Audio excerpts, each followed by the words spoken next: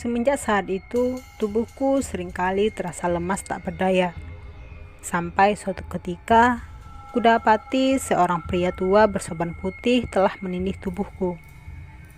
Wajahnya terlihat marah dan garang. Tiba-tiba, dia menoleh ke arahku. Ternyata separuh wajahnya berwujud wajah harimau.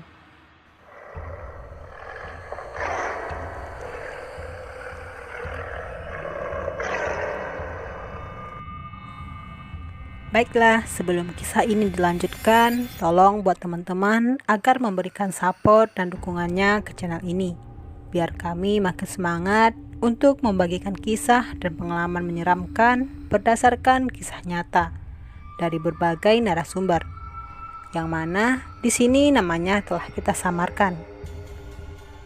Namaku Aditya. Aku berasal dari sebuah kota di Jawa Tengah, yang merupakan perbatasan antara Jawa Tengah dan Jawa Timur. Kisah ini aku alami sekitar tahun 1994 silam. Saat itu, aku bersekolah di sebuah STM swasta kota itu jurusan otomotif. Mula-mula semuanya berjalan dengan layaknya murid sekolah pada umumnya.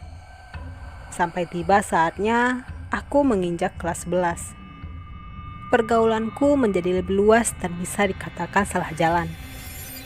Karena aku lebih banyak menghabiskan waktu bersama geng di sekolah itu, yang mayoritas merupakan seniorku pada saat itu. Setiap hari kami selalu membolos dan nongkrong di sebuah terminal yang tak jauh dari sekolah kami. Memang terkesan bandel dan urakan, tapi itulah yang menjadi kebanggaan tersendiri bagi remaja seusia kami.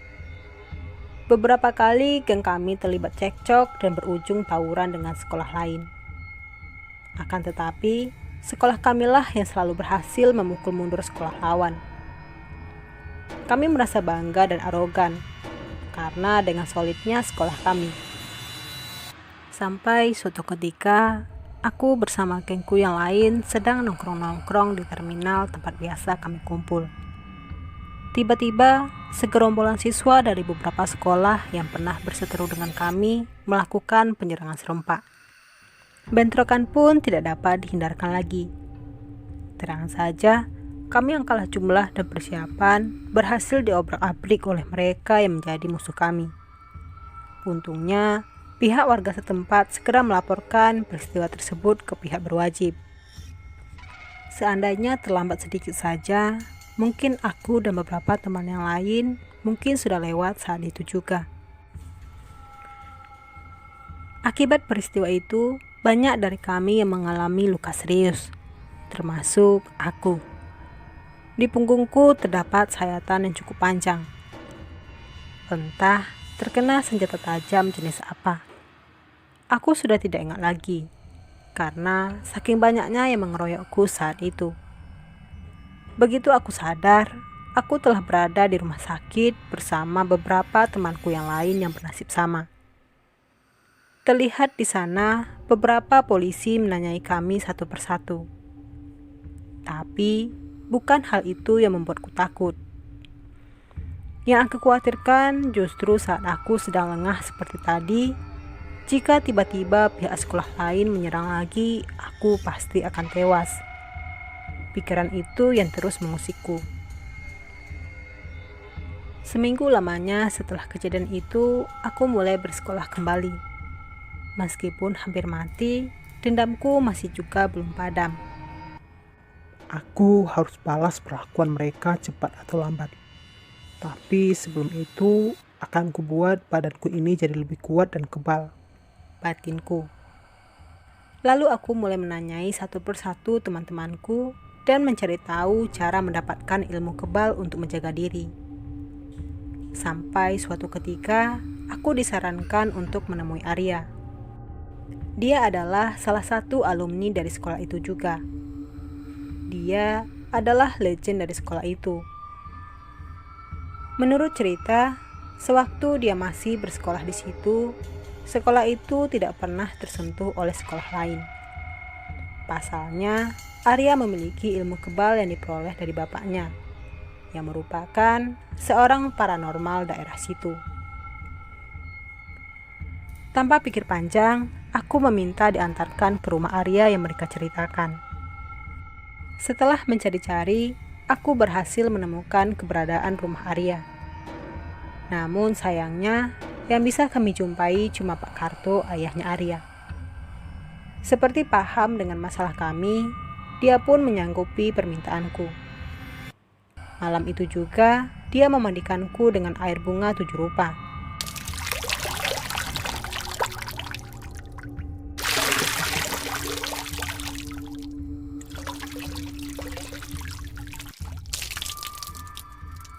Setelah selesai dengan ritual pertama, Pak Karto mengiringku ke sebuah sendang untuk berendam sampai jam 12 tengah malam.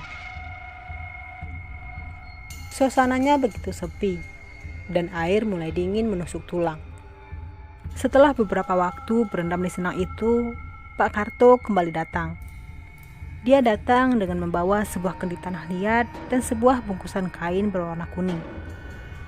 Kemudian Pak Karto duduk bersila di depanku, sambil berkemat-kamit membaca mantra. Ambil ini, telanlah ketiganya dengan air dari kendi itu. Ucap Pak Karto yang telah mengambil 3 buah gotri dari bungkusan kain yang dia bawa. Baik Pak, terima kasih. Jawabku tanpa ragu. Setelah selesai dengan ritual kedua, Pak Karto kembali mengulurkan tangannya memberikan sesuatu kepadaku. Yang tidak lain, itu adalah wafak. Di sini aku akan jelaskan sedikit tentang wafak. Wafak itu adalah sebuah jimat yang terbuat dari kain yang bertuliskan rapal-rapal dalam bahasa Arab. Ini, simpanlah untuk menjaga diri. Bawalah setiap kali kamu akan bertarung. Dan satu hal lagi yang perlu kamu ingat. Jangan sekali-kali kamu membawa wafak ini ke kamar mandi atau toilet. Usahakan kamu melepasnya terlebih dahulu. Kalau tidak, sesuatu yang buruk akan terjadi kepadamu. Dan setelah ini kamu sudah boleh pulang. Iya Pak, terima kasih banyak. Saya akan selalu mengingatnya. Jawabku. Belum sempat aku beranjak dari sendang tempat aku berendam, Pak Karto telah lenyap begitu saja. Tanpa berpikir panjang, aku pun segera pulang menuju ke rumah. Rasa dingin yang menusuk tulang tak lagi terasa. Malahan, tubuhku terasa begitu panas luar biasa.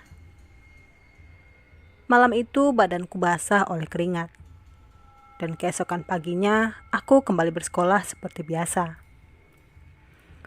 Badanku terasa begitu ringan dan gesit. Namun, watakku seketika berubah menjadi temperamental dari biasanya. Hari itu juga aku mengumpulkan anggota di sekolahku untuk mengembur balik sekolah-sekolah yang menyergap aku dan teman-temanku tempo hari. Hari itu kami sepakat dan serentak membolos untuk membalas sekolah pertama. Dan benar saja, tawuran sengit pun tak dapat dihindari. Aku bersama teman-temanku berhasil membalas kekalahan kami pada tempo hari. Banyak korban dari pihak lawan yang berjatuhan. Hari kedua dan hari ketiga berlangsung sama pada sekolah lainnya. Dan sekolahku selalu menang. Akhirnya kami berhasil membalas rasa sakit hati kami. Beberapa hari kemudian, seperti biasa, aku dan teman-temanku nongkrong di terminal seperti biasanya. Tiba-tiba saja, kami kembali disergap dan diserang oleh 3 sekolah yang masih menaruh dendam. Tanpa persiapan yang matang, lagi-lagi aku dan teman-temanku kembali jadi bulan-bulanan mereka. Beberapa dari temanku ada yang melarikan diri. Ada juga yang terluka parah. Keadaanku saat itu benar-benar terjepit. Aku dikepung oleh beberapa orang yang dengan menggunakan senjata lengkap. Sebuah sabuk gear mengenai pelipisku. Diikuti hantaman benda-benda tumpul ke badanku. Namun anehnya, tidak ada bekas luka sedikit pun di badanku. Hanya saja seragam sekolahku yang rusak parah. Aku pun kembali bangkit. Satu persatu dari mereka kupukul mundur seorang diri. Aneh memang, tapi itulah yang terjadi. Semenjak saat itu, aku selalu memenangkan tawuran bersama kawanku yang lain. Dan tanpa sadar setiap kali aku mengadu nyawa, ada sesosok pria tua bersorban putih yang menjaga aku dari setiap serangan yang kuterima. Sampai suatu ketika, aku benar-benar lupa akan pesan yang disampaikan oleh Pak Karto. Tanpa sengaja, aku membawa jimat wafak itu masuk ke dalam toilet, karena saking buru-burunya ingin buang air besar. Semenjak itu, beberapa kejadian mistis menimpaku dan keluargaku. Tubuhku seringkali lemah tanpa daya. Terkadang, darah segar sering keluar dari hidung dan mataku. Begitu pula dengan keluargaku. Bapakku sering mendengar suara cakaran-cakaran di pintu rumah di malam hari. Dan ibuku pernah melihat seekor harimau mengitari rumah kami beberapa kali. Semakin hari, keadaanku semakin memburuk. Hampir setiap malam aku mengalami ketindihan. Begitu aku berusaha membuka mata, yang kulihat adalah sosok kakek tua bersorban putih. Dia terlihat begitu marah dan garang.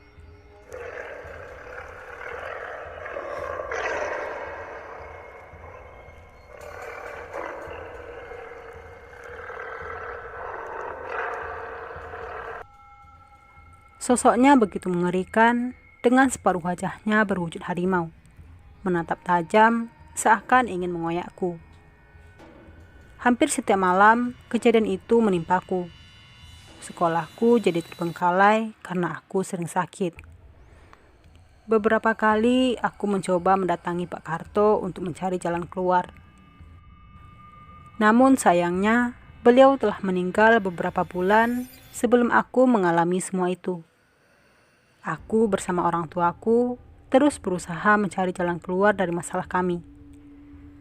Sampai akhirnya aku diajak ke sebuah pondok pesantren yang tak jauh dari situ.